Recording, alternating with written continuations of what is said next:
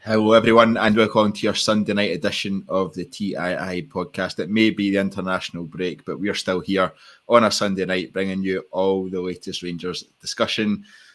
Couldn't tell if you were happy with that or not happy with that there, Craig, to be honest with you. I'm just happy I'm not watching international football, to be honest. I was a big fan of international football. I went to the Euros, but now I've just fallen off a cliff with it, and I'm bored out of my mind and can't wait for Rangers to be back. So I'm joined tonight to pick over mainly what Nils Koppen said in his Rangers TV interview on Friday afternoon, and some of our views across what he said. Maybe some of the stuff that we wanted him to say, but he didn't. What that means for us going forward as we head towards January as well. I've got Tommy McIntyre. How are you doing, Tommy? I'm very well, thank you. Yes, I'm more energetic than I think the last time I was on. Things in the house have progressed. So if anybody, not that anybody's wanting an update, but I will give them one throughout the podcast of the things that have been done in this house. Yeah, last podcast you were on was just an appeal for tradesmen to help you urgently. So hopefully less of that this time. Yeah, I only got one person that stepped forward, so thank you very much to that person. But yeah, much like Nils Koppen, I am a work in progress. We're also joined by Iain Mitchell. How are you doing, Iain? I'm good, mate. Yes, as we kind of touched on, missing Rangers a little bit. Not that it's been scintillating, obviously, but it's just a bit lost this weekend, I would say. So glad to be here. Yeah, Iain and I were discussing beforehand the shocking trend that seems to have come forward of people celebrating Halloween 2 weeks before it's even nearby. Loads of pumpkin picking visits and loads of spiders' webs and windows and all that sort of stuff. Tommy, I can see you're disgust as well. Yes, I mean this is a Rangers podcast, obviously, right? But if we want to spend more time talking about people who start celebrating holidays like that months in advance, let's do that. Let's shelve the Rangers stuff and say, what the hell are you doing? Right? I don't need to hear about Halloween in September and all that type of stuff. What are people doing?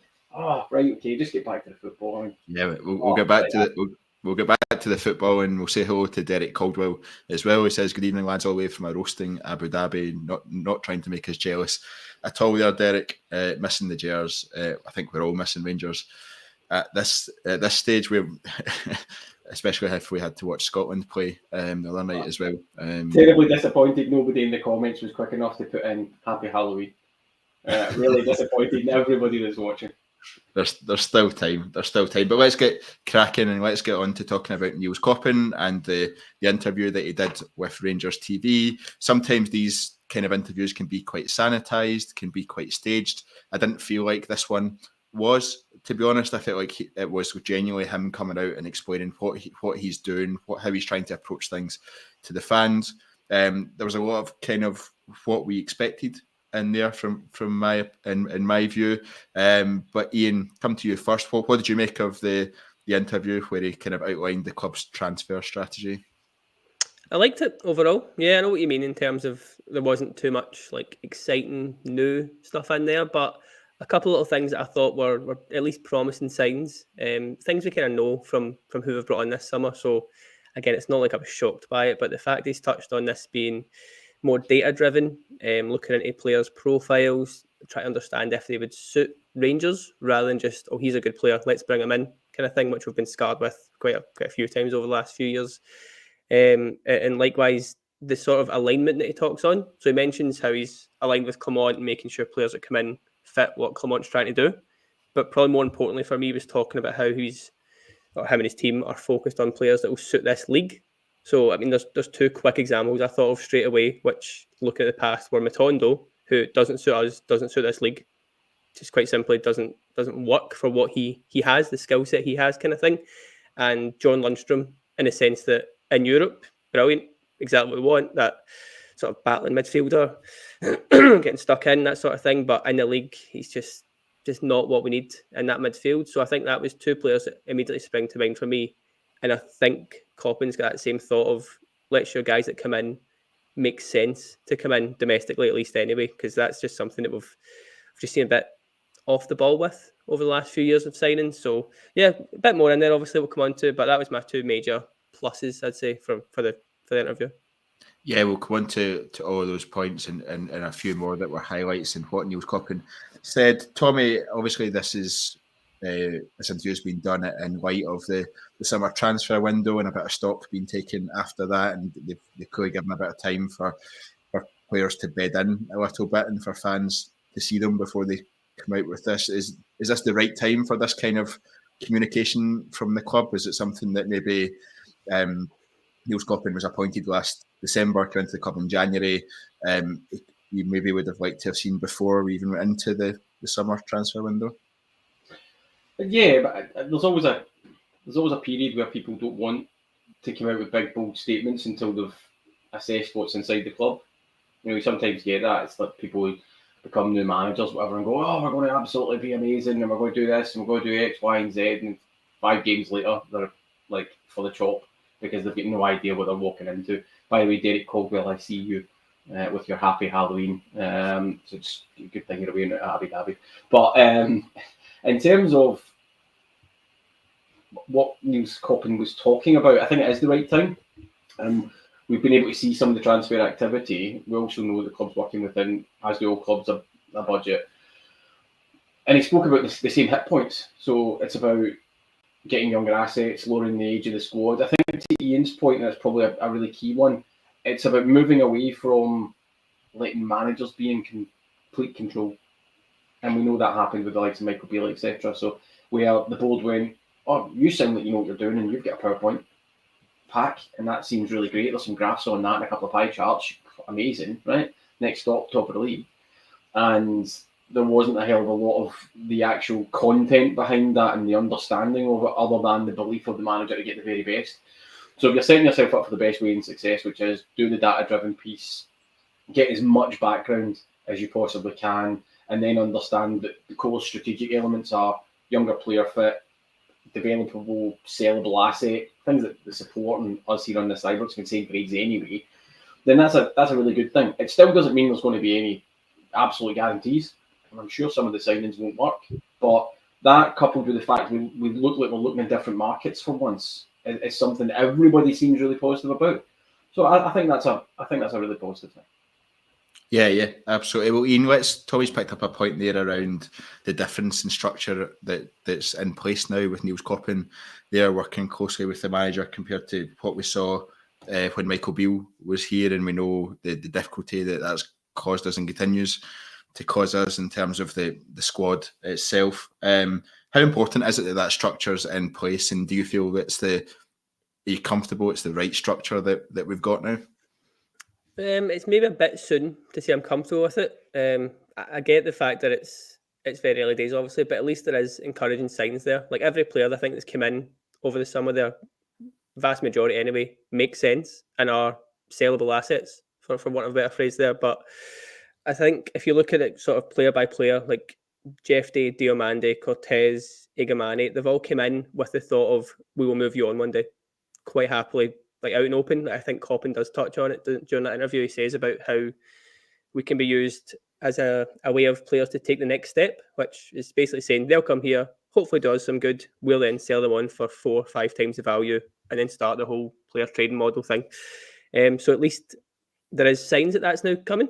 There's signs that these markets are being tapped into that we've never looked at before. We've been very reliant on like English Championship, and have very many of them been successful, bar 1 or 2, you need to say not overall. So yeah, I'm more comfortable now with what I'm seeing. A bit more structure in terms of the same guys sticking around would do us the world of good, I think. We've had too many guys across every level of the club, obviously, recently, just moving on, being here for a year or two, starting to put those building blocks in place and then just leaving. So that has to stop. Whether it will or not, I'm still not really certain. There's still just so much uncertainty going on up there, but at least the scouting department seems to have a plan, good people in places, all working together. Oh, it sounds very positive. Obviously, the next probably 2-3 years when you're going to start start knowing whether it was successful or not. Yeah, I think that's fair. Tommy, the club described it as positive early signs in the opening months of the campaign, which I thought was an interesting and probably divisive angle to take on it. They were also at pains to highlight that it was 15 players out, 11 players in. when I read that, I was like, yeah, but we started the first game of the season away to Tynecastle with Connor Barron, the only new player in the starting lineup.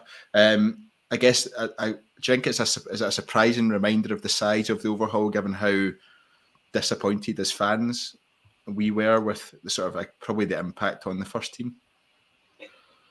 No, I think it's an interesting one. Just to go back to Ian just for a second, though, 2 or 3 years, I'm not entirely sure they'll get that long in terms of that strategy, to be honest with you. I get your point, and I probably agree with you, but I think people want to see a little bit of player positivity and profit quicker than that, actually. It's more just the guys that have come in this summer. So say you look at like a Jeffrey is the kind of easy example, but I would hope we're planning to keep him for 2 to 3 years. And then that's when his value is going to be at a decent enough level that we can make that profit, reinvest, go again.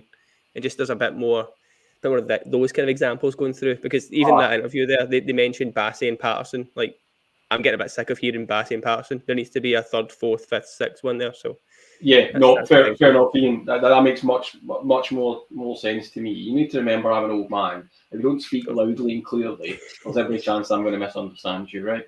And I speak on behalf of the older people who are watching it. I'm doing that on their behalf, obviously, right? But no, I think back to the point, there was a mass overhaul, and inside that there was a mass overhaul of what was supposed to be senior players as well, your Lundströms, your Goldsons, etc., and remodeling and reshaping, whilst keeping some players that we probably wouldn't have naturally wanted, your Dessers, etc. So it was a huge job, right? The problem is that we seem to be doing that all the time, and hopefully this is the stability part. Will we still have to go again in January and then in the summer? Yes, I think we will. Would I say that we started massively positively, or would I take exception with the way that the club put that out? Yeah, well, of course, but that's the club's media team's job, is to put the best spin on things that they possibly can. I think having a little bit more communication on that stuff, having Koppen coming out after John Gilligan as well, and the search for the CEO still rumbling on, it's quite good that the club's at least trying to get stories out there now, and there's people, fronting up. I think that's a good thing, and I know that John Gilligan was particularly keen for that as well. Ultimately, everything, as always, will come down to, can we see players who've come in cheaper than we sell them on for? Do they deliver performances? Do they get better and better? I think Jeffrey's a great example of that. I definitely think there's a player in there will make a fair amount of money. And then does that get us to the point where the team collectively is where we want it and we're challenging for trophies? So, so far so good. I'm not entirely sure that I would say that the job's completely finished, or that everybody in the fan base was jumping up and down saying that's really positive. Well done for the overhaul, lads, after the draw at Tynecastle on the opening day. Or indeed our own firm defeat and stuff like that as well. So yeah, still a way to go. I'm positive about it though. I don't think that was anyone's really immediate reaction after those two results. No. I think that's fair. Ian, one of the main points, I guess, or one of the interesting things was about how we spoke about needing to be creative, and how we recruit players needing to be creative, and how we look at players from across the globe. Previous transfer windows, previous seasons, you could probably pinpoint the exact leagues that we were going to go to get players. You were looking at players who were bombed out at English Premier League clubs. Yep. You were looking at English Championship, and you were potentially looking at Croatia. I think it's fair. It's not even Croatia, just Osijek. Yeah. But it's interesting, and he spoke about the fact that Jeff Day from Brazil, he spoke about Igaman from Morocco as just some of the examples of looking in these places and being creative and getting players effectively just before they strike hot with their form and move towards that. But he also spoke about players needing the right hunger and needing the right personality to be able to play for Rangers. Is that something that's encouraging for you to hear? How successful do you think it's been so far with that? We've seen a few players. We've seen Dessers chuck his hands up at the fans at certain games this season. We've seen Cherney do it. Just a couple of weeks ago, Cherney gave a very honest interview at the start of the week, following his 2 goals last weekend. That personality piece and the hunger piece, how important is that? It is, but I would also add in the fact that Beale gave us this same kind of spiel when he was meeting players face to face, and I don't know how the meetings went, but I wouldn't say that just immediately as a positive kind of thing. Like I touched on it before, the data-driven stuff is quite big for me because that kind of proves that we're looking into guys' numbers and how they play as a footballer. Something else you mentioned was how they play when they win games and how they play when they lose games, kind of thing, just to try and get that sort of feel for how they act when things aren't going well. Because as we all know, Ibrox is a very tough place to play. You mentioned it, Dessers and Cherney had a bite back at the fans. I don't mind that, to be honest. I'd rather done that than kind of shucked away. So no big negative on that for me. But I think it does touch on the fact that we're now looking at players and thinking, right, do you suit us? Do you suit the league? Do you suit Ibrox? All these kind of things that you can't tell from watching someone play. Like Jeff there, again, we keep coming back to him, but it's a really good example because he came from Brazil, played in Apwell out in Cyprus. Again, you're not going to get the same sort of pressure on you as an Apwell player as you are at Rangers. They've got, 14,000 fans kind of thing. It's a different ballgame entirely. And he's came in and doesn't look fazed by it. Yeah, he's had a couple of ropey moments in the very early days, but he seems to just be getting better and better, thriving in that atmosphere. Conor Barron, the exact same. Obviously, Aberdeen's a very different club to play for than Rangers, albeit he'll understand that gap a bit more coming from the same country. So there's a little help there, but that's just something that we don't, or I don't think we've done enough of over the years. We've just brought players in, again, like I said earlier, who seem like they're quite good footballers, and then it's, we'll work out how they act here, how they fit into the formation, the style once they get here. And it's just not feasible if you're trying to work in these small margins, because we don't have, like, for example, if we bought Badrami there, 3-4 million. If that doesn't work out, we can't just then buy someone else for 4, 5, 6 million. Like, that's just not, it's not possible. So given the lack of sellable assets that we had before Koppen came in, he's had to try and be clever, try a bit smarter with the whole loan to buy deals that have came on. These kind of things that are a must for a club our size. And then on the flip side, you're trying to convince those players to come to us. And we saw it with, I forget the centre-back's name, but the guy who went to Norwich, was it Cordoba kind of thing? Yeah. He's got a choice between Rangers and Norwich. Like, you look at that on paper, you think, well, Rangers, surely. Like, we're all biased, but we're bigger than Norwich. But the fact Norwich can just probably double the wage that we can give, these things matter. So as soon as some player does have interest from an English club, Premiership, Championship, you'd imagine that'll become League One in the next few years, which is utterly depressing. But it's fact, these League One clubs are going to start paying as much as we can. So we do have to be creative, we have to be clever and try and sell Rangers as that stepping stone that I mentioned before. So like I say, he said all the right things, but it's very easy to say the right things in an RTV interview when you probably read the questions the night before, kind of thing. So proof will be in the pudding.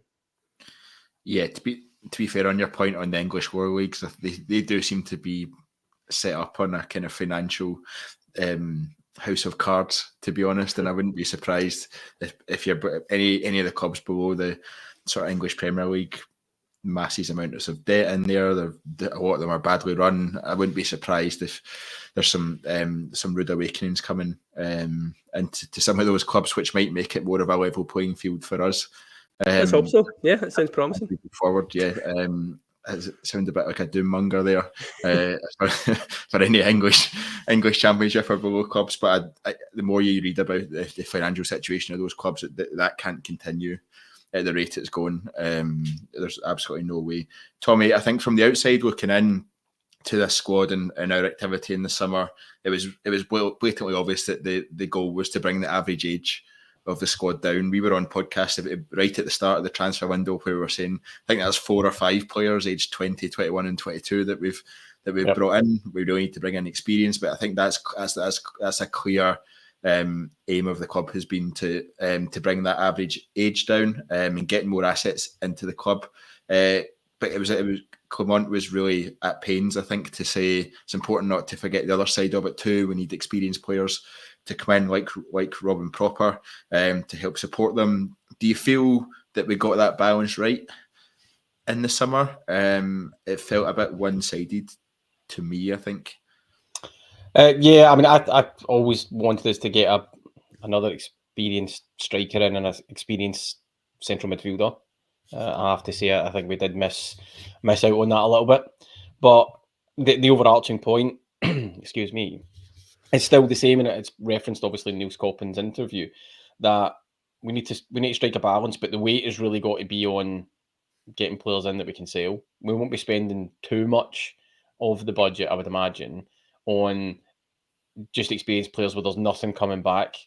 We need to be able to turn players over, which goes back to Ian's point about the 2-3 year cycle, if you want to kind of speak about it in those terms, and getting that big transfer come out. I mean, some of that is dependent on getting players to play in Europe consistently as well. It's a really big part of it because we know that people pay big attention to that. And then, I mean, I'm in danger of reiterating what you guys have said, but if I take a slightly different slant on it, you're talking about the English financial market being predicated and built on kind of quicksand financially, which it undoubtedly is.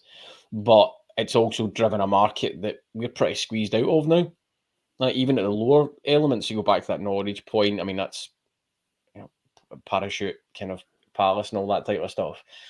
Even clubs beneath that, we struggle with, and that's what Nils Koppen and the scouting team and the club have referenced in that interview as well. Which is, let's go and look at markets that, whilst not untapped, might be untapped by us, and are got some risk. Players coming from South America, which is why you try and go for players who've been in Europe, like FD and all that type of stuff. But also, our checkbook is still big, and we can get a little bit more bang for our buck, so to speak. So we're going to have to do that, and clubs have done that really successfully, and that's why we need to be able to replicate that and then turn those players over, whilst also maybe accessing their domestic markets for commercial deals. If you think about Southeast Asia and stuff like that as well, the subcontinent, have we really driven the club's brand in there enough? Have we done it with a player that we can drive into that? No, I don't think we have to any great degree. And so, these things come with that. Yeah, there's a footballing element, but there's definitely a transfer financial element. But can we access markets and start to grow the fan base and start to grow some of the revenue that comes outside of that? Because there is money to be made out there. Yeah, Ian, RFC 72 says we already have experienced players. That's not the issue. We just needed better. Get an experienced spine and build around them with younger players. Actually, when you look at the players that left us, the likes of Lundstrom, the likes of Goldson, we lost a hell of a lot of experience during the summer. And I said earlier on in the question to Tommy around, I felt we were probably a bit imbalanced in bringing in more younger players than experienced players to replace that sort of experience that was left during the summer. Are you in agreement with RFC 72 that we have experienced players, it's just the quality of them, or do you think we actually were lacking a bit of experience in certain moments, in certain situations in games? It's hard to say because I've been on this podcast and said I wanted also rid of like Tav, so I can't then say, I wish we'd kept some of those guys as well. Like everyone who went out should have went out. I don't see anyone on that list who we look back now and think, we should have kept I don't think, around, kind of I'm definitely not saying we should have kept Lundstrom and Goldson. Just making sure, I'm just saying, just to clarify before everyone jumps on me, I am just saying it's contagious, Ian. Not being able to follow things is contagious. Now you're coming to my side as well. No, I know what you mean. I know what you mean. We could have brought in, as Tommy said, an extra set. That number 6 is the one that's slapping us all in the face here. Like an experienced midfielder in the middle of the park who can control a game, calm us down when need be. That's still something that's massively missing from this team. Beyond that, I'm pretty happy with how the squad's set. I think there's enough experience when you talk about Tav, Butland, Proper. There's guys there that have had decent careers, some at this level, some a little higher in Butland's case. So we could do with a little more. The spine is obviously kind of the main issue, as the comment mentioned there. But I'd rather be playing a bit more youthful players and just seeing how they do. Like as I said at the start of the season, none of us thought Jeffy would be as raved about as he is. Barron, I think, is the exact same. We've all got this little bit of excitement around Egamani, rightly or wrongly. It is excitement because he's just such an unknown at this point. And he could go on to be a star for us. Equally could flop massively, but those are the kind of risks I want to be taking. And I want guys to come here and have a chance at first team football. Like Inciala's the one that I thought would have got a bit more of a sniff. That hasn't at all. I know he came in straight away. Clement said he's going to the B team, but I didn't think he would turn down a contract extension at Milan if you didn't think you were coming here for some first team games. So that's the kind of thing that I'd want to try and make sure of, that when a player is coming, there is a pathway there. There's the fact that you'll come here, you'll play, you will develop, and then we will sell you on. It's black and white. And if we bring in too much experience, like I said right at the start, I do want a bit more, maybe in centre midfield. But if we bring in too much, then that balance goes the wrong way for me. So it's a very fine line. Yeah, absolutely. Loads of people in the comments have taken this opportunity to just have a transfer rumours discussion, which is always interesting seeing some of the names being flung about in there. Lennon Miller's top of the list. That one won't go away, will it? That Yeah, one just won't go away. It won't go away, probably out of our price range now at this stage, but it'll be interesting to see. Tommy, I was going to say Nils Koppen said in an interview that the plan this summer that they'd put together was very ambitious. It's a plan that they constantly had to adjust during those months. They brought in a mix of experienced players like proper and younger assets such as Jefte. He said he was quite happy with the squad and the transfers we made this summer. Where do you stand on that assessment? Well, if you listen to the language or read the language, it's quite well done. Happy with the squad at a certain point. Doesn't mean the squad's finalised. Doesn't say that that's a squad that's built to win the title. Doesn't any of that stuff. I think most Rangers fans will say there's still a gap in terms of where we want to get to. In terms of players coming off the bench who can really enhance it, and then changing out some other players. Excuse me again. And that's fine. It's just about setting expectations. I think the club actually did pretty well overall in the transfer window, truth be told, when you're turning over that amount of players and then you're bringing in. And I think getting Bajrami put a kind of nice gloss on it as well, because everybody was looking for that statement purchase, if you like, right? And that was the one. It's about what else we can do and then how those players start to perform. I mean, I'm a big fan of Casemiro, to be honest with you. I know it's just a loan and stuff like that, but every time I see him, I think, God, if we could properly get him into the club, I'd be quite happy. And we spoke about this before. It's about cutting your cloth accordingly, and the manager saying, I don't think I need to invest in that area. So Tav has been referenced, right? People like him, they don't like him, whatever, right? I personally think his time's probably up, right? But the managers looked at that and went, that's not my problem area. Now, people could absolutely disagree with that. In fact, they will, which is why I'm going out my way to say I'm not saying that, right? So people can disagree with it. But the manager and the recruitment team are going door to door, jersey to jersey, position to position, and saying, is that really the killer? Can we upgrade? Or can we get somebody in who's going to push the jersey, who's a younger person, and who then becomes the pick and does that asset development point? And that's what we're going to be in for a while. And you're hoping inside that we find gems, we get a level of performance, we win stuff, right? And there's going to be people who don't make it along the way. Ultimately, having shifted out a lot of the experienced players who weren't performing, you're not left with tons and tons of experienced players from previously. When I'm thinking Tav, Butland's an experienced player. Then where do you start to look around? Who do you pick from that list that you'd want to cull again?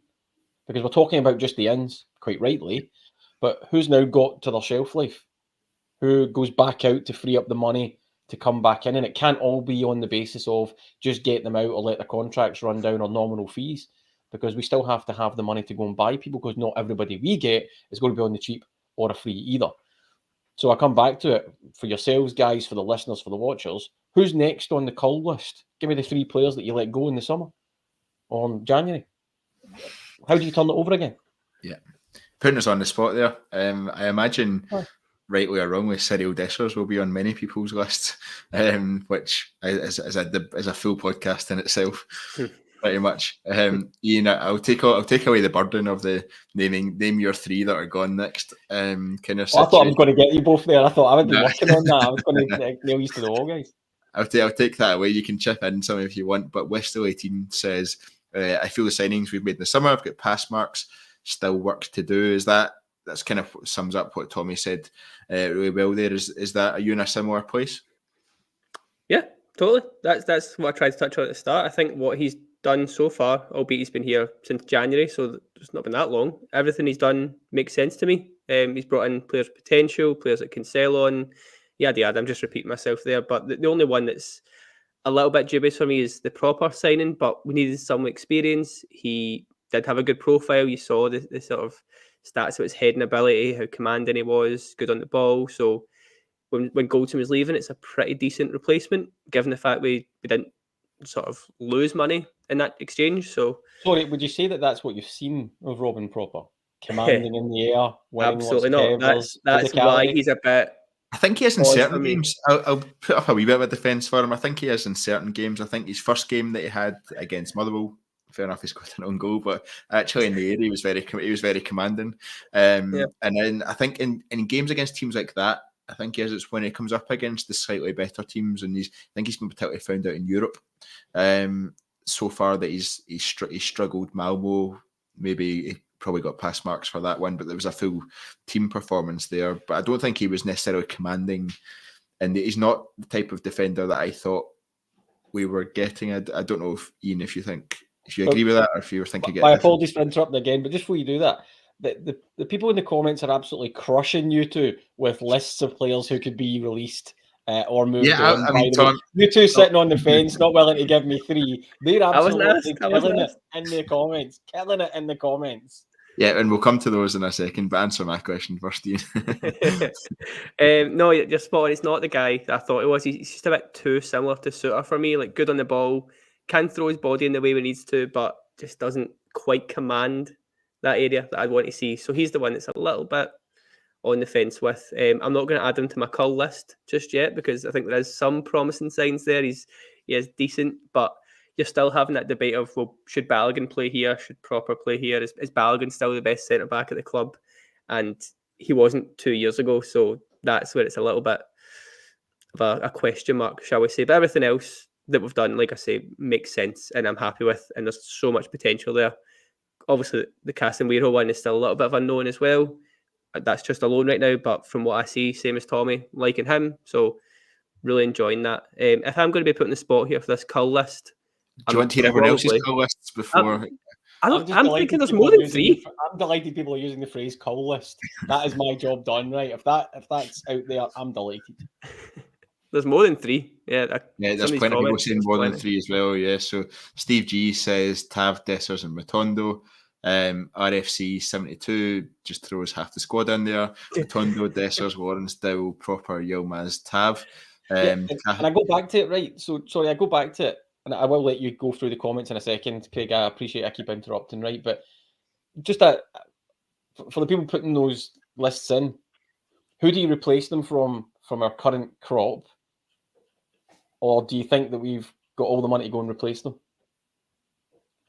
That's the thing. Because everybody you say is on your cull list. See, there was always a phase 2 to this. Everybody on your cull list, right, who's in the first team, needs to be replaced. That's the hard part. That takes us back to Nils Koppen, takes us back to the strategy, takes us back to that 2 or 3 year cycle that Ian referenced at the start as well. Right. Let's go to some more of the list. That's more fun. Thanks for that. Yeah, okay, right. I'm going to put myself back on mute then. Cafe Mambo, Tav, Dessers, Matondo, Lauren Still, Dado Purzo, Blue Boots, Matondo, Lauren Still need moving on. Is that the end of the lists? There's a Jerry Greenwood here with a controversial one, Raskin, in there, which is there's disgust on the pod. I like Raskin. I think that's harsh. I thought he did well last week against St Johnstone. That's just that thing, innit? One good game, but and I'm now thinking he's great again. It's the Hadji effect we've got going on here. Been bumped before. Yeah, last one, Paul McGorrigle saying Dow, Matondo and Ridvan. So it's fair to say there's no shortage of names for cull list. But as you say, Tommy, it needs to be balanced of who's going to replace them. Have we got better to replace them? Can we afford better to replace them at this moment in time? Are we going to have another summer where there's 15 players out the door and another 11 coming in? Can we afford that? I don't think anyone has the answer to that, but Nils Koppen effectively said we can't afford to do that every summer. That's it. You can't go round the house going, oh, I hate that couch, I hate that couch, I hate that couch, chuck them all out, and then turn back around and go, oh, Christ, I'm going to have to sit on the floor. You know, you need to replace all this stuff. Right. I'm not saying the players are couches, obviously, but some of them move like they're couches. But, you know, the point being, there's got to be a little bit of understanding that you don't get it all out, particularly if we come off the back of one big rebuild. Yeah, I don't think. I get people don't. Sorry, Kate. I was going to say we've been in this cycle for so long now. In terms of every summer, we're just recycling so many players out the door, so many in the doors. players in the door and just expecting it to all magically come together and them all to be a cohesive team that can challenge for trophies. And there comes a point where that's not the case. I think a lot of people have, and we'll come on to Fluke Clement and sort of his role in bringing all this together later on. But I think a lot of people have kind of accepted that Fluke Clement is here for the long haul.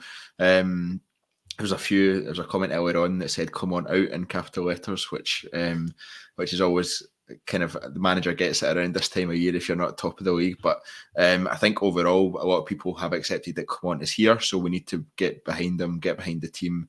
And I think people are now analysing what he's doing rather than just jumping to let's get rid of him. So it'll be interesting to see how that plays out. Ian, back to the Nils Koppen interview.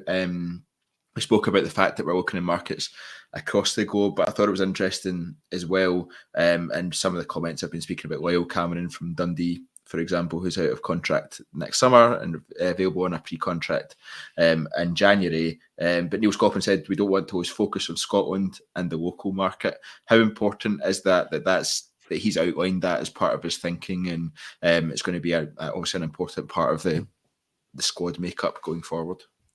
Yeah, I think this is the part where him being briefed in an interview was quite obvious to me, because he's sort of echoing things that we as fans have been saying for probably a year or so now, that we don't have enough Scottish players. And I'm not going to say players who get it, because I don't like that phrase, but Scottish players come from this league and can maybe not be stars, maybe not be the main men of the team, but certainly add to it and give us just something a little bit extra, as much as off the park as on the park at times for these kind of things. But Connor Barron obviously has come in, and I'm not going to lie, I thought he would be fine. I thought he'd be a bit part player, play the sort of easier games maybe. And at this point, he's probably one of my first names in the team sheet. So it just shows that like you can put Scottish players in a better environment, better training, better facilities, better coaches, better teammates, and they will get better. Like it's pretty basic when you strip it back like that. But there was a comment there about Bailey Rice, and this is the kind of fear that I have, is that if someone is looking for a direct comparison between Lennon Miller and Bailey Rice, and we've all heard the fact that Rice was more well thought of 2-3 years ago, and look at the difference in their careers kind of thing, any young player is going to have that fear that, well, if I go to Rangers, is that career suicide? Because it has been for too many of them. There was obviously chat earlier this week about like Lowry and how little game time he's had. Rightly or wrongly, he's just fell off a cliff a little bit. Leon King has probably been in every Rangers squad for the last year and a half and played maybe a total of 90 minutes kind of thing. Like he's just not played very much at all. So we need to get better at playing the ones we have just as much as we need to get better at recruiting them kind of thing. Lyle Cameron is the obvious one alongside Miller. Got the boy Watson at Kilmarnock, but that's the other sort of end of this conversation. Is there really the quality there? I mean, the under-21s got beat the other day and are now not qualifying yet again. So it's not as if we're blessed with stars throughout the league kind of thing. It's just that when the little sort of golden nugget does appear, that we're on top of it before it gets out of our reach, which I think Lennon Miller now is for us. Unfortunately, I don't see him coming to either Scottish team. I think he's going that Italian route probably for big money. So if he does move on, it's the next one in line, and just try and get them before they get too big for us. Yeah, before we talk a wee bit more about the young team, I guess, for want of a better phrase, a better way of phrasing that, we will say hello to our very own Ross Chalmers, who's saying good morning from the Gold Coast, showing off on his start of his 5-week holiday. I wasn't even sure if I'd bring it up or not, to be honest, but he's out there accessing markets, Craig, scouting in different environments to see for podcasters. That's what he's doing for me. I've sent him out to the Gold Coast.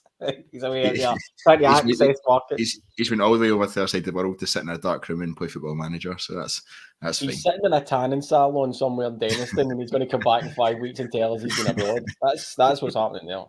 Yeah, I think that's fair. But he speaks about Connor Barron being the perfect example for targeting the domestic market. Lennon Miller potentially too expensive now, but plenty of other talent available, including Cameron, which I think agrees with a lot of the comments that we've seen so far. Tommy Iain spoke about the likes of Bailey Rice, the likes of Alex Lowry, the Leon King, for example, was one that Iain said has been in Rangers squads for a year and a half now and barely played anything. I think there's some players that are just not good enough. I don't think Bailey Rice falls into that. I'm really, it's quite confusing as to why he hasn't received more minutes, especially in certain games where we are ahead by quite a bit, and maybe that's part of the issue in terms of we're not killing games off quickly enough to be able to give players like that chances. But I think you have to say Alex Rowdy's probably not good enough. Leon Kings falls into that category as well. How much of that is down to being at Rangers stunting their development effectively as to how the B team situation has been approached? Quite frankly, that's their agent's job. If Rangers want to keep the player on and think there's a pathway there and then it doesn't work out, I mean, it sounds incredibly mercenary to me, but that's the player and the agent's job. Force your way in or go somewhere else, make the club money. I mean, I'm pretty mercenary with that, to be brutally honest. What it comes, I think the wider question, and maybe where Ian's getting in, the listeners and watchers, is there something structural? Do we give players enough chance? Is there the pathway that developed, to use the phraseology that people use there? Are we developing the right players? Are we getting the right talents? And we seem to go through iterations of, we've got a really good pathway with Craig Mulholland and all that type of stuff in there as well. But by and large, we haven't seen an incredible amount of talent come through said pathway. And yeah, players are in around the squad, but they're not getting there. I think you're right. There has to be a mercenary nature of you're not good enough. Right, best of luck. You can stick Rangers in and about the first team on your CV. We'll do you a clip show. We'll give you a nice pack, and we'll send you out into the market. Right, because Rangers do that for any kind of youth player and all that they're letting go. They build that pack for them and help them. But ultimately, if you're not good enough, you're not good enough, and Rangers need to move on. I mean, we can't talk about first team budgets and turnovers and all that, and then say, yeah, but we really need to wrap everybody in the youth team in cotton wool and keep them on, hoping that they'll ever turn good. Yeah, you develop players and you need to be confident about that. But if they don't look like they want to make it, give them enough rope, fine, give them all the chances in the world that they need professionally, and then say, off you go. I mean, I don't think we can't be wasting money in that department either. Yeah, I think that's fair. There's a lot of comments coming in around if Bailey Rice had been playing first team football for a club lower in the league or a league below, then he'd probably be at the same level as I was going to say Liam Miller there. Should be above Liam Miller's current level, but same level as Lennon Miller. And it's hard to disagree that we're just not giving young players chances, and actually that's potentially somewhere where the average age of the squad can be brought down by bringing in our own young players. But first of all, they have to be good enough and deserve the chance, and that's, I think, where we're not quite bringing through players that are good enough at that level at that young age. But we're also still calling players young when they're 22, and that's part of the issue as well, I think. So just a final part of Nils Koppen's interview that we'll come on to, just the kind of profile of how he's profiled the league, Tommy, and how he's described the type of players or the type of approach we need. He says he's described the league as very physical and demanding. We're a dominant team who need to break down low blocks, looking at different markets, need to watch them in several circumstances, including during top difficult games and more easy games. We also try to meet them in person and have Zoom calls where the manager is involved. All of that seems fairly run-of-the-mill obvious to me. I don't think there was anything that stood out in that. But in terms of how the summer window has gone, and Nils Koppen this whole interview was based on the summer window and looking back on how the strategy was approached. Do you think it started us in the right direction that he's described in the interview? Does it all match up? Does it all align, I guess? Spare a thought for the people who like to track flights and understand where the manager's going and all, if they're doing it via Zoom call. That blows all that out of the water. I mean, I spare a thought for them in the January window and pre-season. But yeah, I mean, I'm with you. It's great to hear it, right? And Nils Koppen, ultimate professional, really well regarded, particularly in Europe, but globally as well, and with agencies, which is a growing kind of part of the football world. But some of this stuff just sounds like, well, God almighty, why weren't we doing this for years? Yeah. I mean, talking to players, okay, that sounds like part of the process. Getting under the skin, and that's not me doing Nils Koppen and the club a disservice there. There's obviously iterations of that and getting the right people in, and I think Nils Koppen has spoken previously about the quality of people behind the scenes as well. and getting the right stuff in there, but accessing them and understanding the market that you're bringing them into, understanding your own league. And I think that's been quite key, actually, and that's been missing for a while at Rangers, going, that player will just work. Manager will make them work. Doesn't really matter. Okay, right, have you really assessed whether they're robust enough and whether their stats are in a team that plays on the break or doesn't face low blocks or whatever you want to call that? People just defending against them, right? But we'll call it a low block because people like phraseology like that, don't they? Right? So people parking the bus, right, a certain age will get that. All of that type of stuff. It sounds like we've just went on a player X, good numbers, available, whatever. Now it's nice to hear us talk about what we encounter domestically, what we encounter in Europe, because we need to play different ways. And can the player match up to that and do what they need to do when they're in Scotland and they're facing a parked bus and trying to get through, and indeed they're playing at home and people are getting a little bit nervous and on their back or whatever. Aye, that's really positive. I mean, can't help but have the question somewhere in the back of your mind that why the hell weren't we doing it before? But, you know, if we're doing it now and Nils Koppen has brought that in, then fair play and all power to him. Yeah, I think that's fair. There's a lot of questions that you hear stuff out of Rangers and you're like, we should have been doing that 10, 15, 20 years ago. And there's just, it's announced as though it's a new thing or a revelation. And you're like, oh, Jesus. It's that's when you start to worry. Iain, the profile of players he's outlined there versus what we've seen in the summer, do you see that coming to fruition?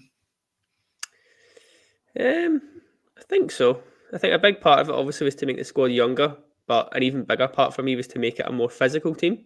And a lot of the guys that we lost, I mean, I've got a list here, but like Lundstrom, Goldson, Davies, Roof, Jack, these were guys that were either never fit or when they were fit, they weren't working for what we needed them to. They didn't suit the club, didn't suit the style of play, didn't suit the league physically more than anything. So the fact we've got guys in now who can run and who can play back-to-back games, like that seems such very a basic, very basic. But to touch on your point before there, we didn't bring players in that could do that before, so that's got to be an improvement. The fact they can play a bit as well, it's handy. And I think that the problem with all this right now is that we've not seen, in my eyes, what our best 11 would be yet. So Clement's just not had it available, whether it was an injury here or there or just the shape not working, whether it's the right shape we're playing is a totally different podcast. But I think once we start to see that settled team that's got the wingers who are wingers, it's got the number 10 who's a number 10, these very basic things that we haven't seen yet, we then might see a better style of play. We might start getting a bit more positive about what we've actually got in front of us, rather than all these sort of players just like your Badrami playing as a winger. He's never a winger. He's done fine there. He's done pretty well there, but he's never a winger. Clement doesn't want a winger like that either, so he's just having to play him there, which means you also have to play Lawrence, which to his credit, he's been very good. That's why I thought it was a bit harsh that he was on a lot of those cull lists earlier, but I get it. But that's just one example of the fact that we've not had the team that I think Clement wants or Clement/Koppen has built just yet. So again, we had the whole October, November before we properly see this team. I think it will be a little longer, given some of the injuries of the Cortez one mainly. But I still think Cortez was right to come in. I still think all the other ones that have come in made sense. So it's baby steps, as I seem to say in every single podcast that we do these days. It's baby steps, but it's encouraging baby steps transfer market wise. So that's all you can ask for. Yeah, for what it's worth, I don't actually think we've become a more physical team at all. I think it's an area we lack at this moment in time. I think it's an area that I would really be looking for us to strengthen when it comes to January. But Tommy, where do you feel the immediate priorities are when we go into the next window? You mentioned a more experienced striker. You mentioned an experienced sort of number 6. And there, is that the two that you say we absolutely must get in January, or are there other areas where you feel we also need to focus? Yeah, and I'm with you as well. I can't go with you on that one, Iain. I don't think we're massively more physical, in all honesty. I think we do need... What physical means though on that. Like, in what a do you power mean? sense, maybe not. But well, I think since you've said it, why don't you define what you mean? I think right now you could build a Rangers team that's more physical if they were all fit. Classic caveat, but if they were all fit, which are more physical than the team that ended last season. the team that could run harder, run faster, and stay on the pitch more, rather than getting those little niggly injuries that we seem to always see. That Okay. kind of defeats the point of saying if they're fit, I get that. But I think there's a physicality level to this team on paper. Not seen it yet, so I'm going a bit early here. But on paper, I think would outrun last year's team. Okay, so you mean a longevity and a conditioning thing, being able to be available and be on the pitch. I still think we can get I think bullied most very people easily. might take a different word from physicality course. to that, to be honest with you. Yeah, we're still a small team who can get bullied. There's no doubt on that. And you saw in the Old Firm, Celtic run harder than we do. So we're not the finished article in any sense. But I see the angle they're going for with the signings. I feel like I've backed out of that quite strong there. But that was well done, by the way. Without a beat. Been here a while. Listen, I get your point. By the way, I'm not doing you a disservice there, Ian. I get your point about the conditioning. I think most people though would hear the word physicality and think about that latter point, being able to physically dominate teams, being in that space. I think that's what most people, including myself, took from that. But I get your point about making sure the squad is full of players who can actually turn up to work and give you. Again, we don't ask for much. We do not ask for much. Aye, we like players who are just going to play X amount of games a season and be there. So I get your point with that. Absolutely. To Craig, to your question, which I've completely forgotten. By the way, priorities for January. Ian's done me over here. My priorities for January are a notebook where I can write things down that people have asked me, right? Evidently, or some sort of old person help kind of desk thing that I need to get, right? But I'm not that old. I'm not that old, right? I think in January it still comes back to the same things. I think Danilo's a question mark. Dessler's where I think we do need, and Igamani's a question mark. I mean, I hope for positivity there, and the boys come with a bit of excitement and all that type of stuff. But if I wanted somebody experienced who I know is going to get me goals and give Dessler's a wee prod, it's up there. I still think we need a bit more physicality in that midfield because we haven't quite landed this Sterling conundrum in there as well, and I don't think he's naturally a ball player or anything like that. Beyond that, then I'm looking. It's hard not to look at the forward areas again. I mean, I think from a defensive perspective, we're actually okay. Might not win me a lot of friends when I say that, but as I look about it, I go, that's not the kind of burning platform that it was. I think I agree. The clean sheets that we've had in recent weeks are signs of progress in that area, and that it's not pretty a lot of the time, but it's working. No, I'm with you, right? And I've had a go at them as well. But you're right. You know, it's working, and we've got some bodies in there, and they can compete. So then it's got to be middle to front for me. Do we stick with the likes of Lawrence and say that you're the 10 or whatever that looks like, or Bajrami coming in? I think there's maybe an ability for another winger there to replace Cortez. Actually, the poor boy's just really unfortunate. I don't think that's a naturally bad scouting or deal or anything like that. The guy's just been unfortunate with injuries, right? That's a really bad one. But I do think we need to play. I do think we need to maybe replace him and give an option up there again. Just please don't make it Fabio Silva. I don't think it will be Fabio Silva. He's too busy partnering at Ollie McBurney at Las Palmas, isn't he? And yeah. I mean, I'm sure Silva would love to come back anyway. You know what I mean? But I don't think that type of player. Actually, if I'm being less glib, I think it needs to be somebody a bit more direct and not a player who likes to kind of drift and stuff like that. I think we do need to have absolute directness out there as well. Yeah, I spoke earlier about transfer rumours. Lawrence Shanklin's name was mentioned however many times, but I think that bubble has burst for a lot of people given the start to this season.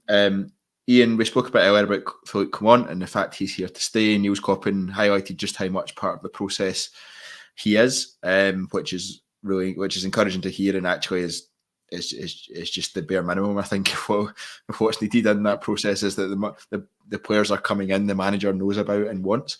But in terms of how do you feel about Philippe Clement so far this season, and I guess more focus on his ability to improve players. Nils Koppen spoke a lot about reducing the average age of the squad, and with that comes younger players with potential. But it's really up to us to help them maximise that potential to ensure we maximise the value we can get from them when we sell on. How confident are you in Clement's ability to improve players?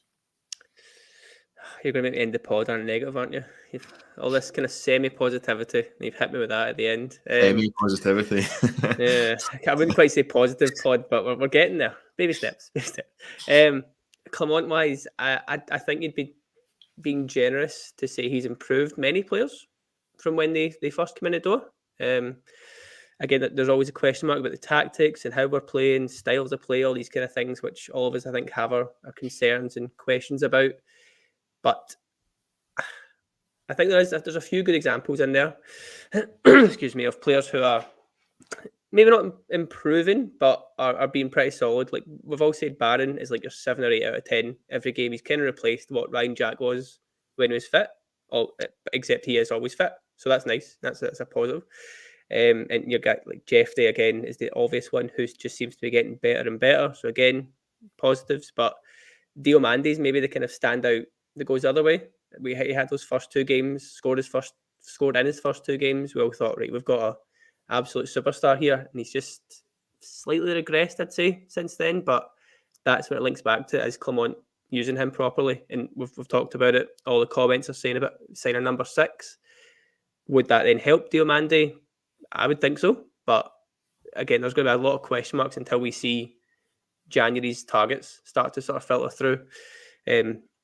But I don't think I'd be sort of confident enough to say that Clement's improving the players, improving the style, making me like buzz to go to Ibrox kind of thing. Like it's not a chore, it's not that kind of way, but the games we're watching aren't exactly riveting stuff. And I think there's a few individual questions of players in there which stems from Clement. So without going sort of Clement out, I'm not in that brigade at all, but I do need to see a little bit more. Like this is what he said though. This is the quote that he's come up with that's going to stick. We were going to be better in October, November. It is now October. So I'm expecting to start going to games and seeing progress, seeing good football. And then with that will come the confidence of players, the improvement in players. And then he'll get some pass points. Yeah, I don't think he ever actually promised good football. I think that's although we want to see that, I don't think he ever promised good football. A couple of comments before I get your views. Paul McGorrigle says Jeff Day he looked raw and still does, but he's getting better. Westville 18 says, I agree, we're not getting the most out of Diomande. RFC 72 says, Clement being so stubborn in the 4-2-3-1 isn't allowing certain players to flourish. And then Blue Bells Are Blue saying, far too many red flags with Fluke Clement for me. Selection, use of players, use of youth, improving players, playing style, substitutions, not great. As a lot of things in that list. Tommy, where do you stand with Fluke Clement at the moment in terms of how he's done so far this season? And again, I'll same question to you around how do you feel about his ability or any evidence that we've seen that he can improve players? I'll take them back to front. I don't think there's been masses of evidence about great development leaps by players, although sometimes that takes a bit more time. But yeah, I'm with you, and I don't think there's been a huge. I don't think there's a particular player you could point to and say, there you go. Maybe a little bit you could argue that sometimes you can see it getting through to Dessers with trying to be a little bit more thoughtful in finishes and stuff like that, but that's relatively hit and miss. Maybe a little bit with John Suter, although still subject to some problems there. But yeah, I'm with you. There's not a player that you can go, oh, there you are. Other than maybe you could, maybe being kind to Philip Clement here, you could say, well, the integration of a young player like Connor Barron into the midfield and really taking to it is part Barron, part Clement in the coaching team, and allowing that to happen and flourish. Okay, we could go positive there. Same with FD and stuff like that as well. These players don't just drop in. There's a bedding phase. So yeah, there's probably that element to it. In terms of wider, I think style of play, and yeah, I'm with you. I don't think Clement's ever said, I'm happy to be wrong here, but I don't think he's ever sat down and said, listen, it's going to be dynamite, guys. And some of that's to do with the fact that, and that's not a shot at Ian or anybody else. I think he didn't want to walk into the problem of maybe a Michael Beale as well, which is handbrake off, I think was the phrase. It came back to bite him. And so, maybe just a little bit cuter on that type of stuff. I'm definitely with Ian on we've not seen amazing leaps, and we're into October now, so it's going to be interesting to see if Philippe Clement gets that best of October, November kind of run. I'd be quite surprised by that, to be honest with you. But yeah, I think there's still work to do. I like Philippe Clement. He's not going anywhere, and he'll be in the chair for some time. But do we need to start to see a bit more cohesion with the team? Yeah, but again, that goes back to some of the stuff we've referenced at the start of the podcast and stuff like that, which is you change out all those players, you bring in new ones. They're all at different levels of experience. Some of them come into a brand new league with different elements to it, and you find a way to win some games. I had some big defeats, but win some games, keep yourself in the hunt for things, and hope that it just progressively gets better. So maybe Philippe Clement, just to wrap that up, isn't judged on his individuals. He's judged on, can he get something out of this team at a certain point in the season?